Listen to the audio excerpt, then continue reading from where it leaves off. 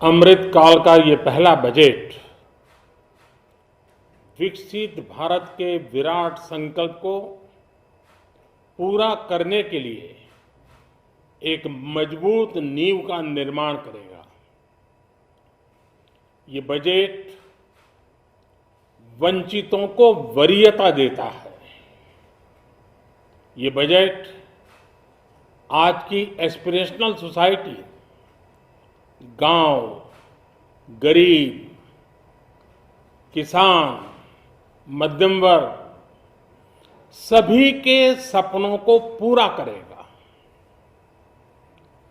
मैं वित्त मंत्री निर्मला जी और उनकी टीम को इस ऐतिहासिक बजट के लिए बधाई देता हूं। साथियों, परंपरागत रूप से अपने हाथ से औजारों और टूल्स से कड़ी मेहनत कर कुछ न कुछ सृजन करने वाले करोड़ों विश्वकर्मा इस देश के निर्माता है। लोहार, सुनार, कुम्हार, सुथार, मूर्तिकार, कारीगर, मिस्त्री, अनगिनत लोगों की बहुत बड़ी लंबी लिस्ट है। इन सभी विश्वकर्माओं की मेहनत और सृजन को देश इस बजट में पहली बार अनेक प्रोत्साहन योजना लेकर के आया है। ऐसे लोगों के लिए ट्रेनिंग, टेक्नोलॉजी, क्रेडिट और मार्केट सपोर्ट की व्यवस्था की गई है। पीएम विश्वकर्मा कौशल सम्मान यानी पीएम विकास करोड़ों विश्वकर्माओं के जीवन में बहुत बड़ा बदलाव लाएगा। साथियों, शहरी महिलाओं से लेकर गांव में रहने वाली महिलाएं हो, कारोबार रोजगार में व्यस्त महिलाएं हो या घर काम में व्यस्त महिलाएं हो, उनके जीवन को आसान बनाने के लिए बीते वर्षों में सरकार ने अनेकविध कदम उठाए हैं। जल जीवन मिशन हो, उज्ज्वला योजना हो, पीएम आवास योजना हो, ऐसे अनेक कदम, इन सबको बहुत बड़ी ताकत के साथ आगे बढ़ाया जाएगा। उसके साथ साथ महिला सेल्फ हेल्प ग्रुप एक बहुत बड़ा सामर्थ्यवान क्षेत्र आज भारत में बहुत बड़ी जगह अपने हाथ एक्वायर कर चुका है। उनको अगर थोड़ा सा बल मिल जाए तो मिरेकल कर सकते हैं। और इसलिए विमेन सेल्फ हेल्प ग्रुप उनके सर्वांगीण के विकास के लिए नई पहल इस बजट में एक नया आयाम जोड़ेगी। महिलाओं के लिए एक विशेष बचत योजना भी शुरू की जा रही है और जनधन अकाउंट के बाद ये विशेष बचत योजना सामान्य परिवार की गृहिणी माताओं बहनों को बहुत बड़ी ताकत देने वाली है। ये बजट सहकारिता को ग्रामीण अर्थव्यवस्था के विकास की धुरी बनाएगा। सरकार ने कोऑपरेटिव सेक्टर में दुनिया की सबसे बड़ी अन्न भंडारण योजना बनाई है, स्टोरेज कैपेसिटी। बजट में नए प्राइमरी कोऑपरेटिव्स बनाने के लिए एक महत्वाकांक्षी योजना का भी ऐलान हुआ है। इससे खेती के साथ साथ दूध और मछली उत्पादन के क्षेत्र का विस्तार होगा। किसानों, पशुपालकों और मछुआरों को अपने उत्पाद की बेहतर कीमत मिलेगी। साथियों, अब हमें डिजिटल पेमेंट्स की सफलता को एग्रीकल्चर सेक्टर में दोहराना है। इसलिए इस बजट में हम डिजिटल एग्रीकल्चर इंफ्रास्ट्रक्चर की एक बहुत बड़ी योजना लेकर आए हैं।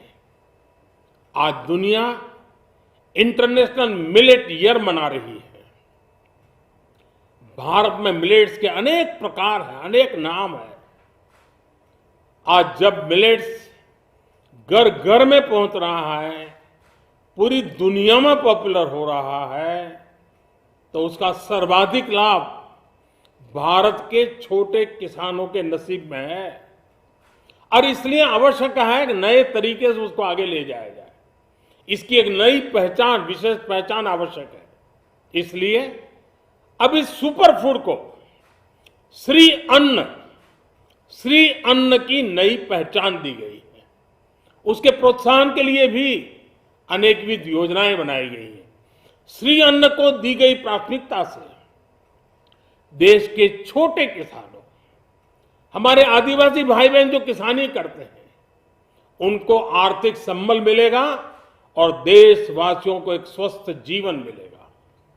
साथियों, ये बजट सस्टेनेबल फ्यूचर के लिए green growth, green economy, green energy, green infrastructure और ग्रीन जॉब्स को एक अभूतपूर्व विस्तार देगा। बजट में हमने टेक्नोलॉजी और न्यू इकोनॉमी पर बहुत अधिक बल दिया है। एस्पिरेशनल भारत आज road, rail, metro, port, waterways, हर क्षेत्र में आधुनिक इंफ्रास्ट्रक्चर चाहता है। नेक्स्ट जनरेशन इंफ्रास्ट्रक्चर चाहिए। 2014 की तुलना में इंफ्रास्ट्रक्चर में निवेश पर 400% से ज्यादा की वृद्धि की गई है। इस बार इंफ्रास्ट्रक्चर पर 10 लाख करोड़ रुपए का अभूतपूर्व इन्वेस्टमेंट भारत के विकास को नई ऊर्जा और तेज गति देगा। ये निवेश युवाओं के लिए रोजगार के नए अवसर पैदा करेगा, एक बहुत बड़ी आबादी को आय के नए अवसर उपलब्ध कराएगा। इस बजट में ईज ऑफ डूइंग बिजनेस के साथ साथ हमारे उद्योगों के लिए क्रेडिट सपोर्ट और रिफॉर्म्स के अभियान को आगे बढ़ाया गया है। एमएसएमईज के लिए 2 लाख करोड़ रुपए के अतिरिक्त ऋण की गारंटी की व्यवस्था की गई है। अब प्रिजम्पटिव टैक्स की लिमिट बढ़ने से एमएसएमईज को ग्रो करने में मदद मिलेगी। बड़ी कंपनियां द्वारा एमएसएमईज को समय पर पेमेंट मिले, इसके लिए नई व्यवस्था बनाई गई है। साथियों, बहुत तेजी से बदलते भारत में मध्यम वर्ग, विकास हो या व्यवस्था हो, साहस हो या संकल्प लेने का सामर्थ्य हो, जीवन के हर क्षेत्र में आज भारत का मध्यम वर्ग एक प्रमुख धारा बना हुआ है। समृद्ध और विकसित भारत के सपनों को पूरा करने के लिए मध्यम वर्ग एक बहुत बड़ी ताकत है। जैसे भारत की युवा शक्ति ये भारत का विशेष सामर्थ्य है, वैसे ही बढ़ता हुआ भारत का मध्यम वर्ग भी एक बहुत बड़ी शक्ति है। मध्यम वर्ग को सशक्त बनाने के लिए हमारी सरकार ने बीते वर्षों में अनेकों निर्णय लिए और ईज ऑफ लिविंग को सुनिश्चित किया है।